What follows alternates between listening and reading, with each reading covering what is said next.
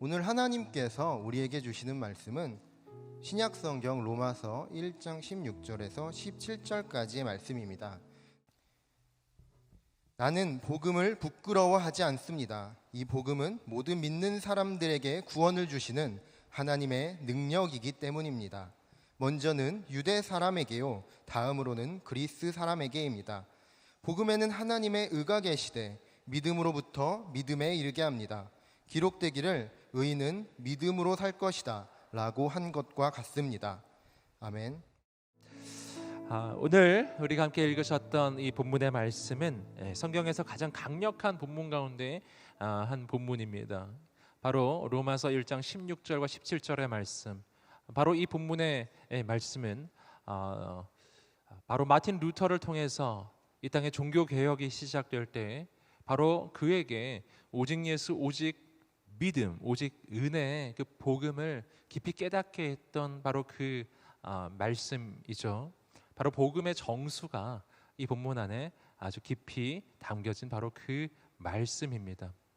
여러분, 오늘 이 말씀이 우리 가운데 선포되고 나누어질 때 우리 안에도 바로 그 복음의 그 능력에 대한 강력한 확신과 이 복음의 은혜가 우리 삶 가운데 충만해지기를 주님의 이름으로 축복합니다. 오늘 말씀을 우리가 조금씩 한 절 한 절 또 한 부분 한 부분 함께 묵상하며 나누겠습니다.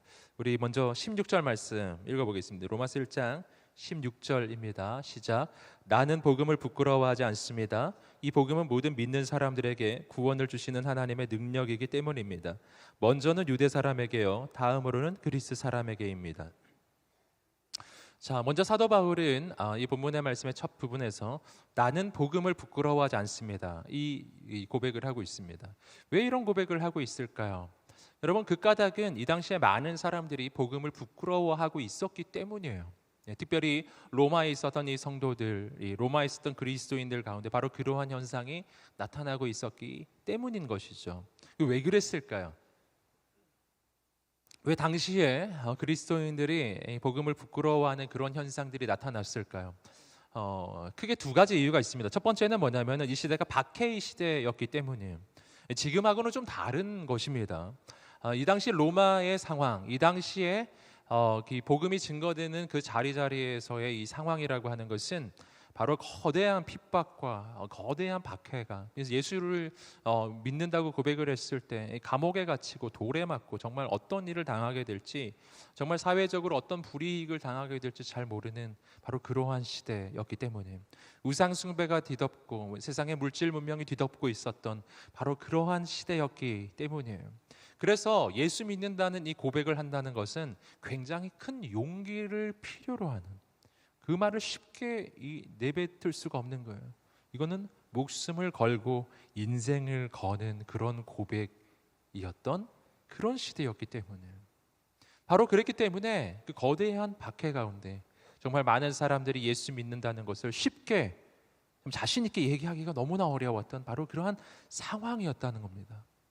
또 한 가지, 이 당시에 이 성도들이 겪고 있었던 이 또 한 가지 어려운 상황이라고 하는 것은 세상의 물질 문명, 그리고 세상의 철학과 사상의 그 높이가 너무 높았다라는 거예요.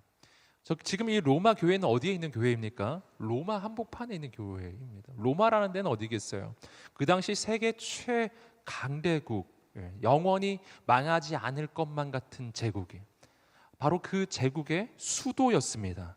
그러니까 이 수도는 얼마나 그 시대에서 봤을 때 정말 얼마나 높은 그 문명과 그리고 그 철학을 자랑하는 그런 도시였겠어요. 정말 세상에서는요, 이 도시에 모두 다 가고 싶어 했을 거예요. 모두 다 거기 살고 싶어 하는 바로 그런 도시가 아니겠습니까? 여러분, 세상의 권력이 너무나 높게만 보였던 바로 그 도시 한복판에 이 로마 교회가 세워져 있었는데, 정말 세상 사람들이 보기에도 그렇고 그리스도인들이 보기에도 그렇고 그 당시 세상의 사상과 철학의 이 크기가 너무 커 보였던 거예요. 바로 그러한 세상의 물질주의, 우상 숭배와 인간의 사상과 철학이 세상을 뒤덮고 있는 때 내가 예수 그리스도를 믿는다고, 내가 그리스도인이라는 것을 이렇게 고백한다라는 것은 굉장히 어려운 일이죠. 여러분 너무나 힘든 것이죠. 세상이 커 보이기 때문이에요. 여러분 바로 그런 때였어요. 그때 누가 보아도 예수 믿는다고 이렇게 자신 있게 말하지 못하고 그렇게 그냥 은근히 자신을 좀 숨기면서 그렇게 사는 것도 괜찮을 거라고 생각하는 바로 그러한 시대가 아니었겠습니까? 바로 그때 사도 바울이 담대하게 이야기하는 거예요. 여러분이 그렇게 좀 복음을 부끄러워하는 것도 좀 괜찮은 거예요. 이렇게 말하지 않았어요. 사도 바울은 이렇게 말했어요. 나는 복음을 부끄러워하지 않습니다. 이게 무슨 말이에요? 여러분도 복음을 부끄러워하지 마십시오. 이런 뜻이에요. 여러분, 저는 이 고백이 오늘 우리의 고백이 되기를 주님의 이름으로 축복합니다. 여러분 2000년 전 로마에서 그 성도들이 그렇게 복음을 담대하게 말하기 어려운 시대였다라고 한다면 오늘 우리가 사는 이 시대도 마찬가지인 것 같아요. 내가 그리스도인이라고 여러분 담대하게 이야기하고 있나요? 내가 그리스도인이라고 정말 자신 있게 말하고 있나요? 여러분 복음은 여러분에게 자랑인가요? 어떠신가요? 여러분 오늘 이 사도 바울의 이 고백을 들으면서 이 사도 바울의 이 고백은 영적 권면이기도 한 거예요. 복음을 부끄러워하지 않는 인생, 복음을 자랑하는 인생이 되라 라는 거예요. 이 가슴에 손을 얹고 자신을 축복하겠습니다. 나는 복음을 부끄러워하지 않겠습니다. 나는 복음을 자랑하겠습니다. 아멘. 아멘. 제가 청년 시절에 아울리치를 간 적이 있었는데요. 굉장히 저 남쪽 지방이었는데 제가 온누리교회 청년부 출신입니다. 네, 굉장히 옛날 이야기. 1990년대 말의 이야기죠. 할렐루야. 네. 그때 이제 아울리치를 갔어요. 예. 근데 이제 그때는 네. 통영이라는 곳에 갔었는데 제가 아직도 기억이 나거든요. 거기 통영의 어떤 시민회관에서 막 연합 집회를 하고 막 청년들이 막 가 있었는데 그때 한 특순 팀이 있어요. 워십 댄스 특순 팀이 특순을 했는데 제가 그 특순이 정말 기억에 너무 깊이 남거든요. 예. 춤을 잘 춰서 기억에 남는 게 아니라 그 곡이 가슴 깊이 남았어요. 그 가사가 지금 너무 오래됐잖아요. 근데 지금도 제 마음에 가사가 남아 있어요. 다른 가사는 잘 모르겠는데 딱 한 가지 이런 노래였어요. 난 자랑스러운 크리스천 할렐루야. 나는 자랑스러운 크리스천. 그런 곡이었는데요. 정말 그 곡을 듣는데 얼마나 막 가슴이 막 벅차오르고 그래, 그렇지. 내가 자랑스러운 크리스천이지. 난 부끄럽지 않지. 예, 막 그런 감동이 있었던 것을 기억합니다. 여러분 그리스도인이라고 말하는 것이 부끄럽게만 여겨지는 시대, 쉽게 말하기 어려운 시대일수록 사랑하는 여러분, 세상이 아니라 사람이 아니라 정말 복음이 무엇인지를 분명하게 보게 되기를 주님의 이름으로 축복합니다. 세상이 평가하는 복음의 가치와 정말 성경이 말해주는 이 복음의 가치는 완전히 다른 것이거든요. 그래서 사도 바울이 분명하게 말하는 거예요. 로마에 있는 성도들에게 나는 복음을 부끄러워하지 않습니다. 여러분도 그렇게 되기를 바라요. 그리고 이어지는 구절 속에서 왜 우리는 복음을 부끄러워하지 않아야 하는지, 왜 복음에 대한 분명한 확신을 가져야 하는지 그 내용을 아주 간결하게 이 16절 17절을 통해서 설명하고 있습니다. 왜냐하면 이 복음에는 능력이 있기 때문이에요. 능력이 있기 때문에 먼저 이 16절에서 말하는 그 능력은 뭐냐면은 구원의 능력이 구원의 능력. 어떻게 이 구원을 이루는가? 다시 한번 우리 16절 말씀을 다시 한번 우리 읽어보겠습니다. 자막을 좀 보여주시겠습니까? 읽어보겠습니다. 시작. 나는 복음을 부끄러워하지 않습니다. 이 복음은 모든 믿는 사람들에게 구원을 주시는 하나님의 능력이기 때문입니다. 먼저는 유대 사람에게요, 다음으로는 그리스 사람에게입니다. 구원의 능력, 첫 번째 나눌 부분입니다. 복음이 주는 능력, 구원의 능력. 이 구원의 능력이 우리에게 필요한 까닭은요, 우리가 구원이 필요한 존재이기 때문이에요. 여러분 성경이 말하는 오늘 우리의 인생의 문제의 본질이 있습니다. 세상에서는 인간이 또 이 시대가 가지는 이 모든 문제를 여러 가지로 분석하죠. 정치, 경제, 사회, 문화, 혹은 국방, 외교, 뭐 철학적으로, 심리학적으로, 상담학적으로 뭐 다양한 방식으로 인간이 가지고 있는 이 문제를 분석하고 거기에 대한 나름대로 해법을 내놓습니다. 하지만 여러분, 그 모든 것들이 뭐 필요 없다는 것이 아니라 그 모든 해법들은 다 지엽적이고 변죽을 울리는 것들이에요. 왜냐하면은 우리 인생의 가장 본질의 문제를 다루지 못하기 때문입니다. 성경이 말해주는 우리 인생의 가장 본질적 문제가 있어요. 가장 근본적인, 가장 근원적 문제가 있습니다. 그것은 바로 죄의 문제이죠. 바로 인류 최초의 인간 아담과 하와가 하나님 앞에서 불순종하였고, 그리고 그 하나님을 배반해서 했을 때부터 시작된 바로 그 죄의 문제예요. 그래서 아담과 하와의 모든 후예들은 죄인으로 태어나고, 그리고 죄인으로 태어났기 때문에 죄를 짓고, 그래서 아담과 하와로부터 내려오는 죄뿐만 아니라 나 스스로 짓는 죄, 그 모든 죄 가운데 빠져 있는 것이 오늘 아담과 하와 이후의 모든 인간의 처지입니다. 근데 이 죄가 왜 문제가 되느냐 하면은 가장 근본적인 이 죄의 문제는 뭐냐면은 하나님과 나 사이의 관계를 끊어 놓는다는 거예요. 왜냐하면은 하나님은 죄와 공존하실 수가 없는 분인, 가장 거룩하신 분이시기 때문에 인간이 죄 가운데 빠졌을 때 그 죄는 하나님과 나의 관계를 끊는데요. 이것은 죄의 크기와 관계가 없다라는 거예요. 큰 죄는 하나님과 관계를 끊고 작은 죄는 조금 끊고 뭐 이런 거냐? 그렇지 않아요. 큰 죄도 끊고 작은 죄도 끊고 그런 것입니다. 죄의 크기와는 관계가 없어요. 조금이라도 죄가 있으면 그 죄는 하나님과 나 사이의 관계를 끊어놓는 것입니다. 근데 이게 무슨 문제가 발생하는 거냐면, 인간은 본래 한계적인 존재여서 스스로 살 수 없는 존재예요. 인간은 스스로 살 수 없는 피조물입니다. 스스로 존재할 수 있는 분, 자존자는 하나님뿐이세요. 하나님만이 나는 스스로 있는 자 아니라 라고 말씀하실 수 있어요. 나머지는 모두 다 스스로 있을 수 없습니다. 이 땅에 하나님 외의 모든 존재는 하나님께 의존함으로써만 살 수 있습니다. 그건 마귀도 예외가 아니에요. 그건 귀신도 예외가 아니라고요.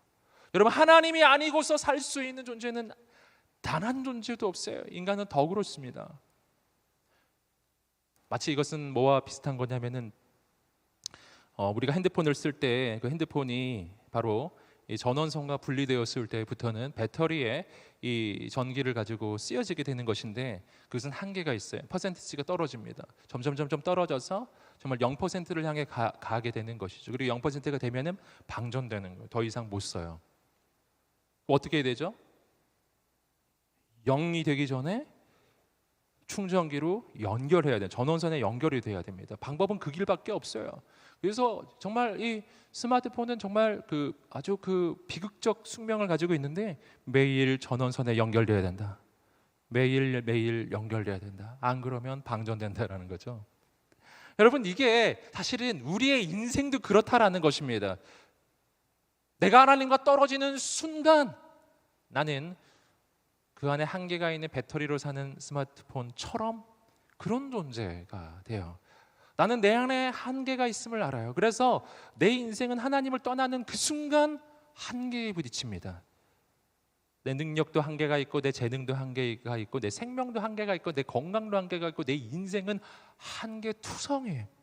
그 한계에 부딪힐 때마다 문제가 일어나고 내 인생은 너무나 고통스러운 거예요. 그래서 하나님과 떨어지는 순간, 내가 한계가 있는 존재라는 것을 발견하는 순간부터 내 안에 시작되는 감정이 있어요. 그게 바로 근심입니다.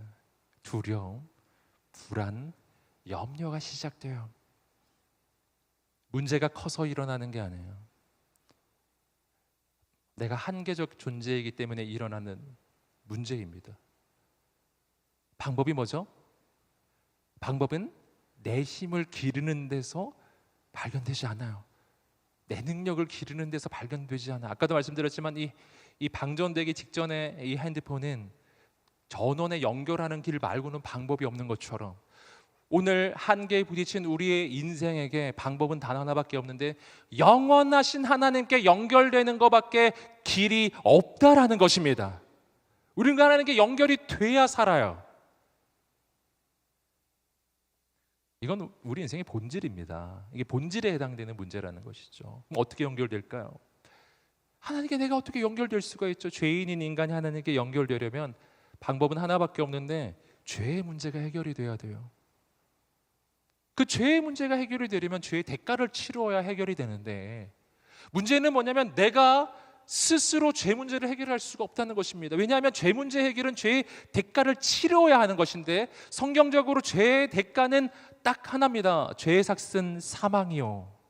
그렇기 때문에 내가 죄의 문제가 해결되기 위해서는 죄의 대가를 치르기 위해 죄의 삭을 치루어야 하는데, 그건 나의 죽음을 의미해요. 그러면 이거는 구원이 아니잖아요. 여러분, 방법이 없는 거예요. 내 안에는 길이 없어요. 그래서 하나님께서 내게 주신 방법이 있습니다. 그것은 나를 대신해서 죽을 제물로 하나님의 아들을 보내주시는 것이었어요. 죄 있는 존재는 나를 대신해서 죽을 수가 없기 때문에 죄 없으신 하나님의 아들을 나를 위해 이 땅에 보내주셔서, 그 아들이 나의 과거와 현재와 미래의 모든 죄를 대신 짊어지시고 그 죄의 대가를 다 대신 치루어 주신 거예요. 그리고 나는 어떻게만 하면 되죠? 그 예수님을 믿기만 하면, 어떻게 믿기만 하면요, 2000년 전 십자가에서 하나님의 아들 예수님이 내 모든 죄의 대가를 다 치르셨다는 것을 내가 마음으로 믿고 입으로 시인하고 그분을 믿으면, 바로 그분이 내 인생의 주인이라고 믿으면, 그분을 내 인생의 구원자라고 믿으면, 믿기만 하면 무슨 일이 일어나죠? 죄의 대가가 치루어졌기 때문에, 여러분, 죄의 대가가 치루어지면 죄의 용서가 일어납니다.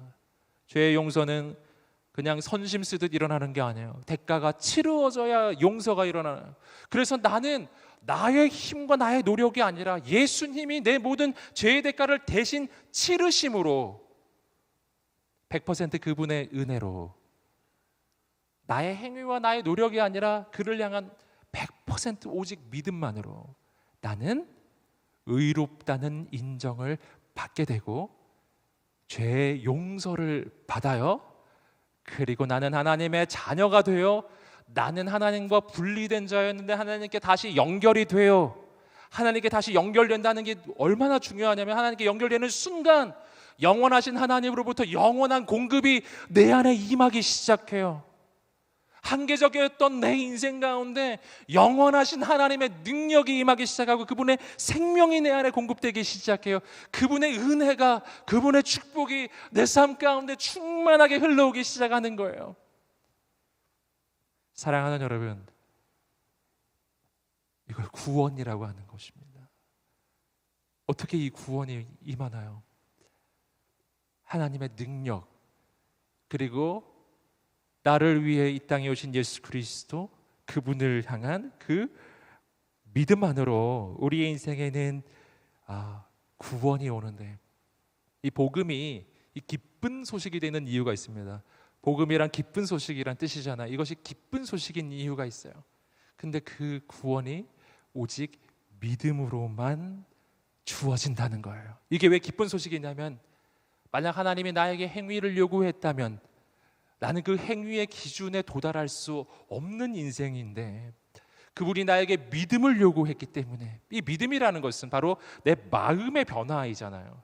여러분, 그렇기 때문에 이 믿음이라고 하는 기준은 지금 당장 내가 그분을 믿기만 하면 지금 이 순간 내 인생 가운데 하나님의 구원이 임한다는 뜻이기 때문이에요. 그래서 아무리 정말 더러운 과거를 가지고 있어도, 아무리 정말 엄청난 실수와 실패를 경험했다 할지라도, 내가 하나님 앞에서 아무리 더러운 죄인이라 할지라도 오늘 내가 예수 그리스도를 믿기만 하면 바로 지금 이 순간 하나님의 구원이 내 인생 가운데 임한다는 것입니다. 사랑하는 여러분, 이 구원의 감격이 우리 가운데 새로워지게 되기를 주님의 이름으로 축복합니다. 요한복음 8장을 보면 바로 이렇게 구원함을 받은 여인의 이야기가 나오죠. 이 여인은 가늠하다가 현장에서 잡힌 여인이었어요. 여러분, 모든 사람들은 이 여인을 향해 돌로 칠 준비가 돼 있었습니다. 율법에 의하면 돌로 치게 돼 있었기 때문에. 여러분, 그런데 주님께 와서 이 여인에 대해 물어보았을 때 이 여인을 돌로 치는 것이 마땅하지 않습니까? 죄의 대가를 치러야 하지 않겠습니까? 라고 했을 때 이 주님께서 이렇게 말씀해 주셨죠. 너희 가운데 죄 없는 자가 먼저 돌로 치라. 여러분, 그렇게 말했을 때 그곳에 있는 모든 사람들이 다 돌을 놓고 떠납니다. 왜냐하면 그들 모두 다 죄인이었기 때문에, 작게 크게 죄인이었기 때문에. 옛날에 하영재 목사님이 이 죄인에 대해서 이런 표현을 쓰신 적이 있죠. 세상에는 두 종류의 죄인이 있다고요. 들킨 죄인과 안 들킨 죄인. 이 여인은 들킨 죄인, 여기 서 있는 사람들은 안 들킨 죄인. 그러니까 돌로 이 여인을 친다면 여기 있는 모든 사람이 돌에 맞아야 될 사람들. 여러분, 이 사람들이 모두 다 그걸 깨달았어요. 아무도 돌로 칠 수가 없어서 그 돌을 놓고서 그 자리를 막 떠나가기 시작해요. 그리고 예수님이 이 여인에게 이렇게 말씀해 주셨잖아요. 나도 너를 정죄하지 아니하노니 이제 가서 다시는 죄를 범하지 마라. 예수님이 이 여인을 정죄하지 않겠다고 말씀해 주셨어요. 어떻게 그럴 수 있죠? 어떻게 그럴 수 있죠? 그 자리에 이 여인을 정죄할 수 있는 분은 예수님 한 분뿐이었어요. 죄 없으신 하나님의 아들, 심판의 주이신 하나님의 아들 예수님만이 이 여인을 정말 심판하실 수가 있었거든요. 그런데 예수님이 이 여인을 심판하지 않겠다고 말씀하신 거예요. 왜 그렇습니까? 왜냐하면 예수님은 이 여인을 위해 죽으실 것이기 때문이에요. 이 여인의 그 죄를 대신해서 짊어지시고 죽으실 것이기 때문이었어요. 사랑하는 딸아, 평안히 가라. 내가 너의 모든 죄를 담당하겠다. 실은 너가 죽어야 하지만 내가 널 위해 죽을 거야. 그러니까 너는 살아라. 내가 널 살리기를 원한다. 여러분, 오늘 그 예수님이 우리가 믿는 예수 그리스도이신 줄 믿습니다. 여러분, 주님께서 우리에게도 말씀해 주세요. 나도 너를 정죄하지 아니하노니. 사랑하는 여러분, 오늘 우리의 인생은 예수 안에서요, 정말 갚을 수 없는 은혜, 정죄받지 않는 은혜, 오직 믿음으로 구원받는 은혜, 그 은혜를 경험한 사람들. 여러분, 이 놀라운 구원의 능력인 이 복음에 대한 이 거룩한 영적 확신을 오늘 우리가 품게 되기를 주님의 이름으로 축복합니다. 여러분, 그런데 여기서 한 가지 더 나아갈 게 있어요. 우리에게 구원을 주시는 하나님의 능력은 오직 믿음으로만 이루어지고, 이것이 우리에게 은혜가 되는 것인데요. 그런데 이 믿음의 이 능력, 믿음으로 구원을 받는다는 이 말의 의미는 우리가 예수 믿고 구원받고 하나님의 자녀가 되는 이 신분적 변화, 그리고 죽어서 천국 가게 된다는 우리의 미래의 변화만을 이야기하는 게 아니라는 것입니다. 예수 그리스도를 믿었을 때 그 순간 우리에게는 천국 가는 티켓만 임하는 게 아니다. 오늘 이 본문의 말씀에서 우리가 발견하는 이 구원의 능력, 믿음의 능력, 복음의 능력이라는 것은 내가 신분적으로 변화받는 구원을 넘어서서 그 이후에 모든 삶의 변화를 이야기하는 거예요. 삶 전체가 바뀌는 것을 이야기하는 거예요. 그것을 이어지는 17절 말씀이 이야기해 주는 거예요. 우리 함께 17절 말씀을 읽어보겠습니다. 17절입니다. 시작. 복음에는 하나님의 의가 계시되 믿음으로부터 믿음에 이르게 합니다. 기록되기를 의인은 믿음으로 살 것이다 라고 한 것과 같습니다. 아멘. 17절 말씀은 이렇게 시작하고 있어요. 복음에는 하나님의 의가 계시됐다, 이렇게 표현하고 있습니다. 여러분, 이것이 바로 은혜로 우리 가운데 베풀어 주신 하나님의 그 구원에 대한 이야기예요. 여러분, 하나님의 의는 계시됩니다. 근데 이게 우리가 평소에 가지고 있는 개념하고 좀 다르거든요. 여러분, 의로워진다는 것을 여러분 어떻게 이해하고 있나요? 내 인생이 의로워지려면 어떻게 해야 될 것 같아요? 거룩한 삶, 죄 안 짓는 삶, 의로운 삶, 이런 우리가 그런 삶을 살아야 내가 의로운 존재가 되지 않을까라고 생각하죠. 즉, 우리 인간들은 늘 하나님의 의가 내 인생 가운데 이루어진다라는 것은 바로 나의 행위로 그것이 이루어질 거라는 그런 생각을 합니다. 그래서 하나님의 의가 이루어지는 삶이라고 하면 내가 의롭게 살려고 노력하고 애써야 하지 않겠는가 라고 생각해서 하나님의 의 이렇게 하면은 일단 우리에게 어떻게 다가오나요? 부담으로 다가오거든요. 하나님의 의라고 하는 메시지가 주어지면 우리에게 너무나 힘든 거예요. 그렇지 않습니까? 여러분, 그런데 오늘 이 복음 안에서의 하나님의 의는 그런 인간의 일반적인 생각과 다르다는 거예요. 오늘 본문의 말씀에서 하나님의 의라고 하는 것은 어떻게 우리에게 임하나요?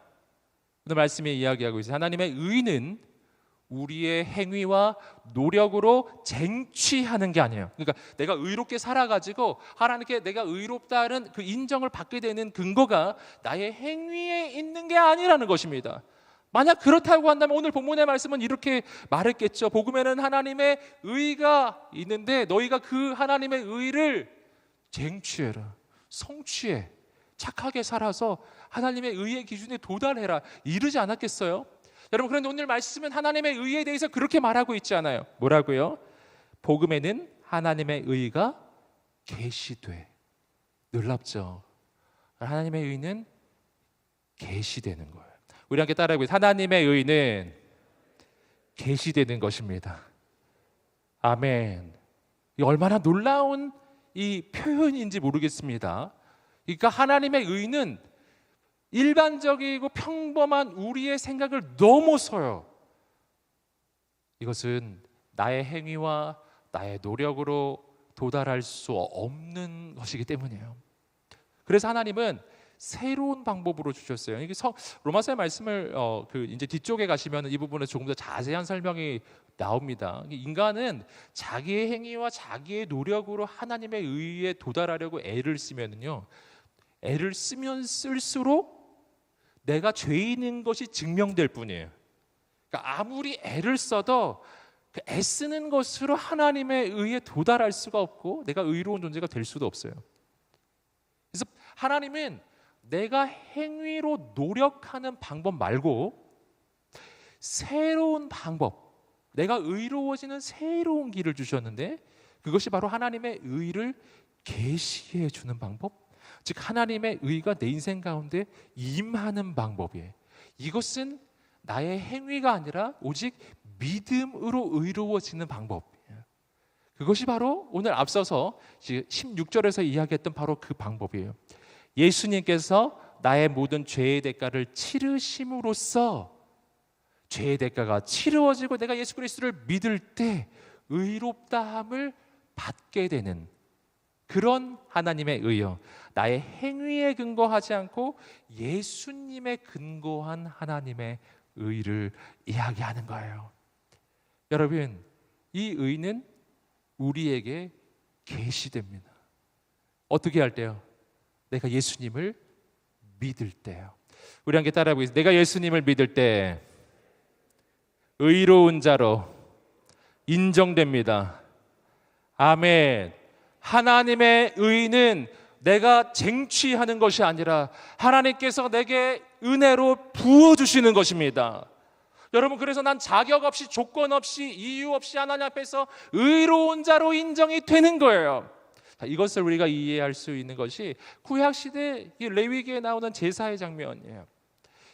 이것은 하나의 그림입니다. 어떻게 인간은 의로워지는지에 대한 그림이에요. 구약시대에 어떤 인간이 죄를 지었어요. 그럼 어떻게 하면 되죠? 일단 제물을 끌고 오는 거예요. 양을 끌고 오고 염소를 끌고 옵니다.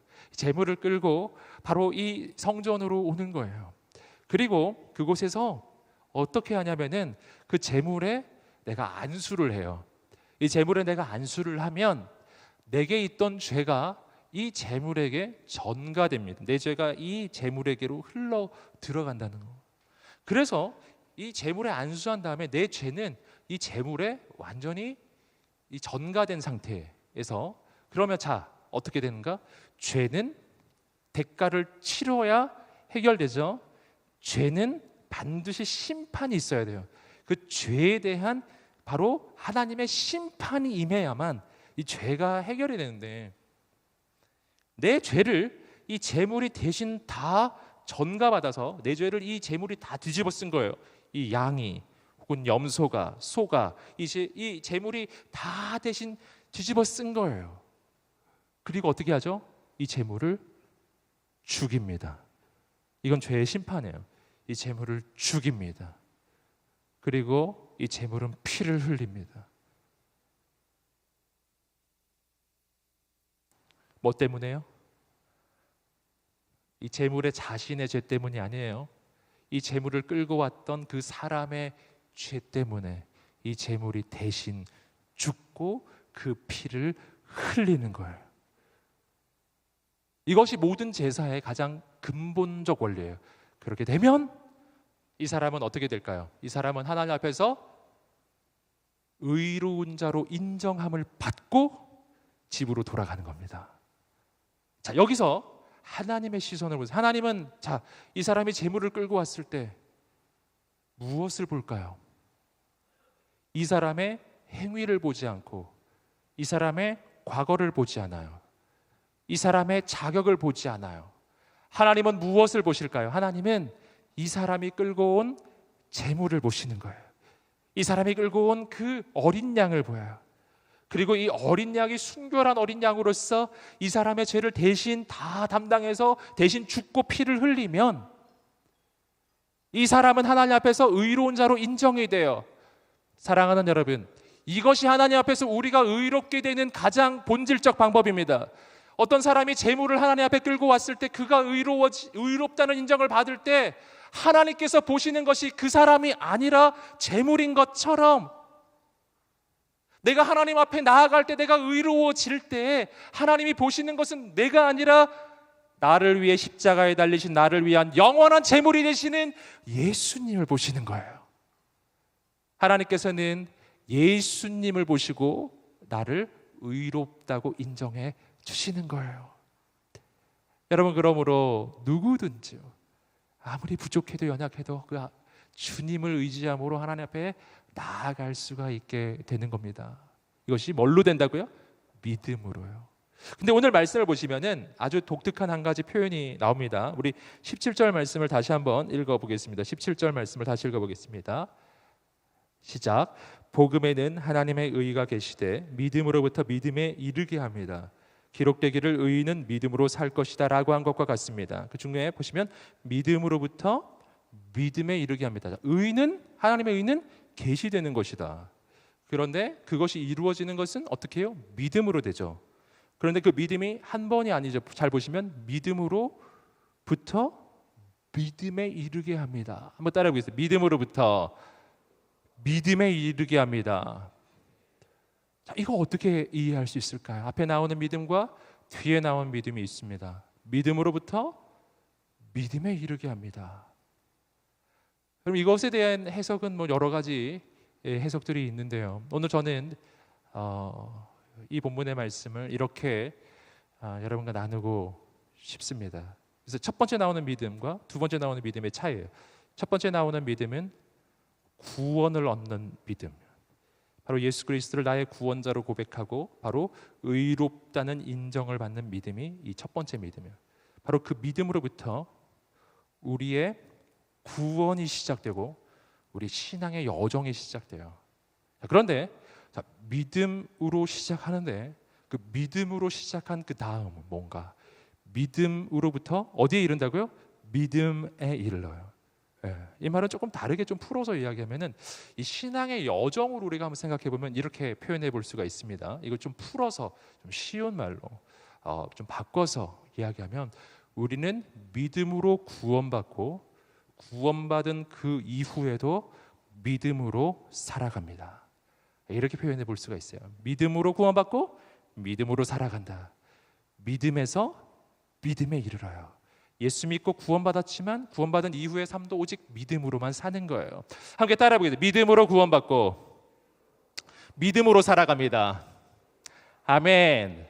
여러분, 이 메시지가 굉장히 중요한데요. 이게 왜 중요하냐면은 우리가 분명히 믿음으로 구원을 받았는데 구원받은 다음에 믿음으로 살지 아니하고 신기하게도 인간은 어리석어서 율법주의로 돌아가요. 자꾸만 돌아가요. 분명히 믿음으로 구원을 받았는데 그 다음에 자기 행위로 돌아가요. 자기 노력으로 돌아가고 자꾸만 하나님을 의지하지 않고 의식으로 돌아가고 습관으로 돌아가고 형식으로 돌아갑니다. 여러분, 그런 현상이 일어난다니까요. 여러분 왜 그렇습니까? 인간이 어리석어서 그래요.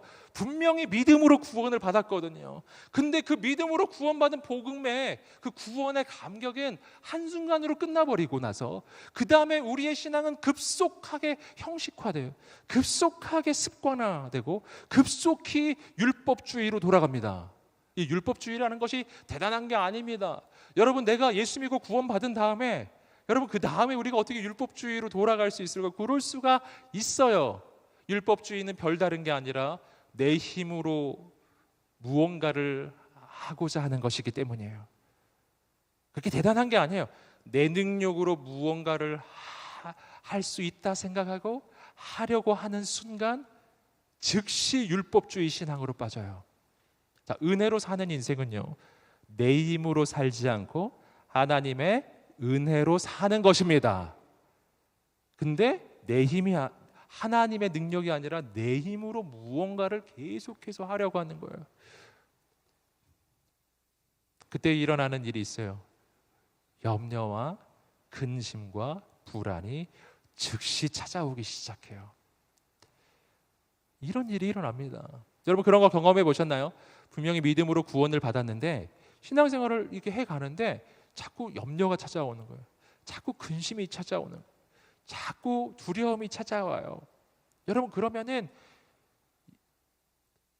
분명히 오늘 내 신앙에 지금 문제가 생기기 시작한 거예요. 어떤 문제요? 율법주의로 지금 돌아가고 있는 겁니다. 은혜로 구원받고 그 다음 내 힘으로 살기 시작하면 그냥 원위치예요. 구원은 받았는데 그 삶은 행복하지가 않아요. 그 삶은 너무 힘들어요. 너무 어려워요. 여러분 그런 거 경험해 보셨나요? 분명히 예수 그리스도를 믿고 구원을 받았는데 그 다음에 삶이 그냥 힘든 거, 어려워요. 왜 그런 일이 일어날까요? 왜 그런 일이 일어날까요? 내 신앙이 지금 복음에서 이탈하고 있기 때문이에요. 지금 복음에서 벗어나고 있기 때문이라고요. 다시 율법주의로 돌아가고 있기 때문이에요. 여러분 하나님께서 약속하시는 것은 그러한 삶이 아닙니다. 예수님은 분명하게 말씀하셨어요. 너희는 마음에 근심하지 말라. 어떤 때는 근심해도 된다 이렇게 하지 않으셨어요. 그냥 근심하지 말라. 그리고 뭐라고 말씀하셨죠? 하나님을 믿으니 또 나를 믿으라. 근심하지 말고 믿으라. 이게 무슨 말입니까? 여러분 믿음으로 사는 사람에게는 근심이 찾아올 수 없다는 거예요. 믿음으로 사는 사람은 근심이 그를 사로잡을 수가 없어요. 여러분 오직 믿음으로 살게 되기를 주님의 이름으로 축복합니다.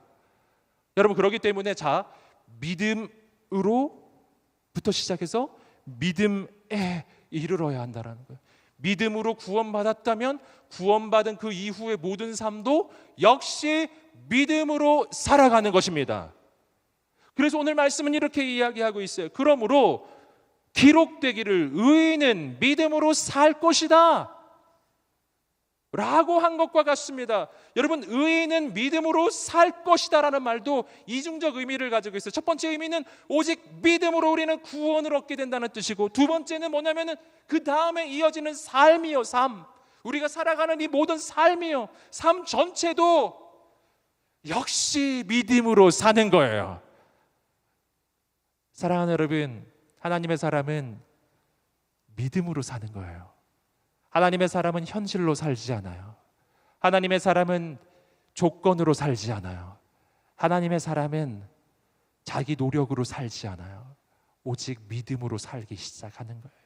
여러분 그 믿음으로 살아가기 시작할 때 우리 인생에는 놀라운 일이 일어나기 시작해요. 자, 그래서 믿음에서 믿음에 이르러야 한다는 것은 뭐냐면은 여러분 우리는 복음 안에서 우리의 삶이 변화된다는 게 얼마나 큰 것인지를 분명히 깨달아야 합니다. 여러분 예수 믿고 구원받는 하나님의 삶은요 천국 가는 티켓 하나 얻는 게 아닙니다. 여러분 그 이후에 믿음으로 살아가기 시작할 때 하나님이 이루어 가시는 더 놀라운 역사가 있어요. 이것을 이 성경에서 좀 발견할 수 있는 예는 뭐냐면 광야 1세대와 2세대의 차이점입니다. 광야 1세대는 믿음으로 구원받은 사람들의 이야기라고 한다면 광야 2세대는 믿음으로 살아가는 사람들의 이야기라고 할 수 있어요. 자, 광야 1세대 출애굽의 세대예요. 놀라운 세대죠. 근데 그들의 문제는 뭐냐면 믿음으로 구원을 받았는데 그 이후에 믿음으로 살지 못한 문제가 있어요. 그럼 어떤 문제가 일어나냐면은 광야 1세대 믿음으로 구원을 받았으니 출애굽의 역사가 일어났죠. 그리고 그들은 이집트를 벗어나요. 믿음으로 구원받은 거예요. 하지만 그 다음 12명의 정탐꾼을 보냈다가 10명의 정탐꾼을 이야기를 듣고 그들은 하나님을 믿지 않아요. 믿음으로 구원을 받은 건 확실해요. 애굽에서 나왔잖아요. 분명히 구원을 받은 거예요. 하지만 그 다음 하나님을 신뢰하는 믿음으로 살지 못했을 때 그들의 인생은 광야에서 끝나버려요. 광야를 벗어나지 못해요. 예수 믿었는데 그 다음 삶이 광야인 거예요. 저는 우리의 인생이 그렇게 끝나지 않게 되기를 소망합니다. 자, 믿음으로 시작했어요. 율법주의로 끝내지 마십시오. 자, 믿음으로 시작했어요. 그 다음도 믿음이어야 해요. 자, 광야 2세대가 그것을 보여줍니다. 그들의 자녀의 세대는 광야의 시절에 믿음을 훈련받은 세대예요. 그들은 이제 믿음으로 구원받은 다음은 이야기입니다. 이집트는 나온 거기 때문에 구원받은 다음에 믿음으로 살아가기 시작할 때 광야 2세대에는 어떤 일이 일어나나요? 광야 2세대에 하나님의 기적과 승리가 일어나기 시작해요. 요단강이 갈라집니다. 그걸로 끝나지 않아요. 여리고 성은 무너집니다. 광야 2세대는 믿음으로 사는 사람들, 믿음으로 살기 시작할 때 그들이 가는 곳곳마다 승리가 오고 하나님의 나라가 임하고 그들을 통해 약속의 땅 가운데 하나님의 놀라운 역사가 일어나게 된 줄 믿습니다. 믿음으로 시작해요. 그 다음도 믿음으로 사는 거예요. 여러분, 사도 바울이 오늘 이야기했습니다. 난 복음을 부끄러워하지 않습니다. 왜냐하면 이 복음 안에 있는 능력이 너무 크기 때문에 죄에서 날 구원하는 능력도 이 복음 안에 있지만 더 큰 능력은 믿음으로 살아가는 그 삶 가운데 하나님이 행하시는 역사가 너무나 크기 때문에 현실을 이기고 상황을 이기고 환경을 이기고 어둠을 이기고 악한 마귀를 이기고 이 시대 가운데 놀라운 역사를 이뤄가는 그 놀라운 은혜의 역사가 바로 믿음으로 사는 삶에 있기 때문에 그래서 그 어떤 시련이 있어도 그 누가 핍박해도 난 이 복음을 포기할 수가 없고 난 이 복음을 부끄러워할 수가 없는 거. 이 복음은 난 너무나 자랑스럽기 때문에 난 너무 자랑스럽게 여기기 때문에 사랑하는 여러분, 바로 이 시대에 사도 바울이 우리에게 들려주는 메시지입니다. 복음을 부끄러워하지 마시고 이 복음의 능력을 확신하십시오. 오직 믿음으로 승리하는 여러분 되시기를 주님의 이름으로 축복합니다. 사랑하는 여러분, 이 시간에 우리가 함께 기도하면서 나갈 때 이 사도 바울의 간곡한 권면을 기억하면서 오늘 자신의 삶을 돌아보십시오. 어느덧 내가 복음을 부끄러워하고 있지는 않았는지, 내가 그리스도인이라고 직장에서, 가정에서, 세상 가운데 내가 그리스도인이라고 이렇게 말하는 것이 부끄럽게 여겨졌던 그 순간은 없었는지요?